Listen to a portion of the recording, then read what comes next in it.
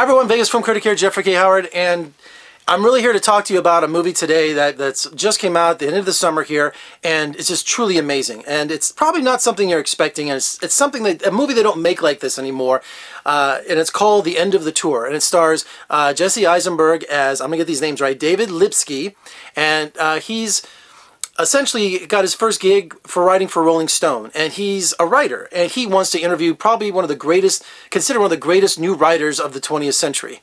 And how he goes by it is he's doing the end of a book tour. Oh, excuse me, the guy's name, I don't know, I'm not a writer, so I don't know. David Foster Wallace, played by Jason Segel. And that it's something for writers. And I don't read like I should.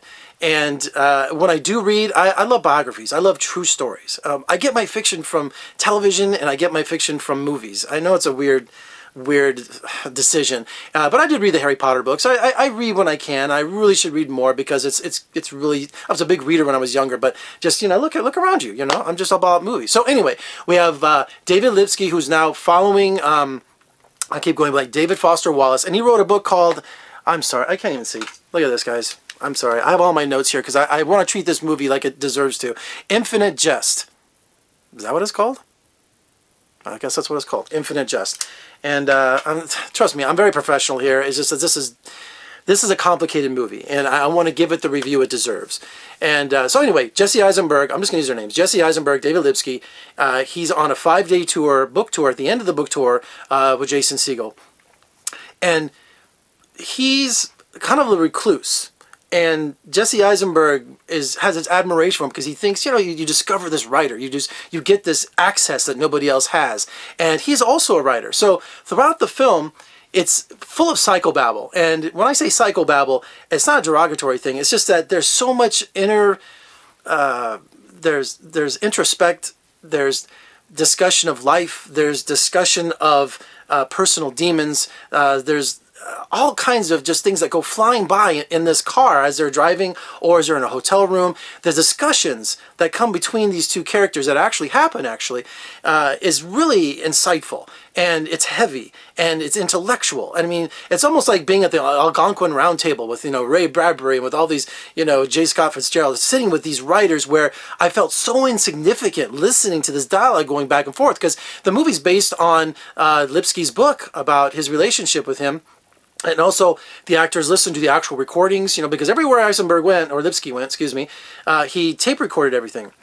So he has got everything that happened over these 5 days. And it's just an amazing exchange of dialogue, of thought, of emotions. And it's almost like Almost Famous meets My Dinner with Andre. I was trying to think of an analogy of what this film is. The performances are outstanding. I mean, Jason Segel, there's already Oscar buzz, and a lot of other critics are just, you know, fawning over Jason. And yeah, he is. He gained all this weight, totally unrecognizable. And Jesse Eisenberg also, you know, does his little kind of annoying, grating kind of self. But it has a perfect balance. And also you have Joan Cusack, who plays one of the book agents, who's just hysterical in the movie. And I have some more notes here that I don't want to forget. All right, two of the people we have to really give kudos to is also, I'm going to get his name right, James Ponsoldt. Is that how I'm saying your name right? Director James Ponsoldt and writer Donald Margolis, who, I mean, James' direction is really insightful too. I mean, because you have essentially two people talking constantly. So it's almost like a play.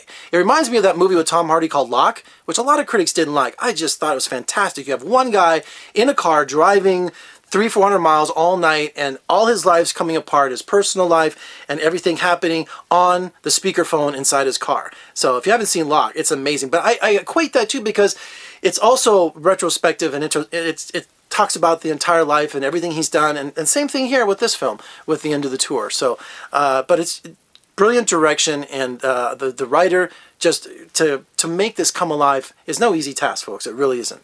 So, The End of the Tour is one of the best films of the year, some of the best performances, but it's not, when you go into it, keep an open mind, be patient, because when I saw the screening, there were people next to me going, they never shut up, they never stopped talking, they didn't get it. They did not get it. Yes, if you wanted to go see Ant-Man, it was playing next door. If you wanted to go see Hitman 47, if you wanted to go see American Ultra with Jesse Eisenberg, okay, go ahead. But movie is on a totally different level. It's up here and it's in here.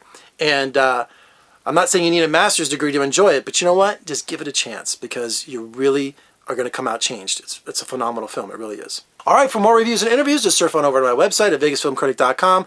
Check out my podcast at iTunes. And if you like what you see here, and I hope you do, please comment below and let me know what you think. And also share it. And also that little V over there, subscribe. Help me get to 500 people. That's what I'm trying to do. 500 subscribers by Christmas. I'm Jeffrey K. Howard from Las Vegas, Nevada. I'll see you next time.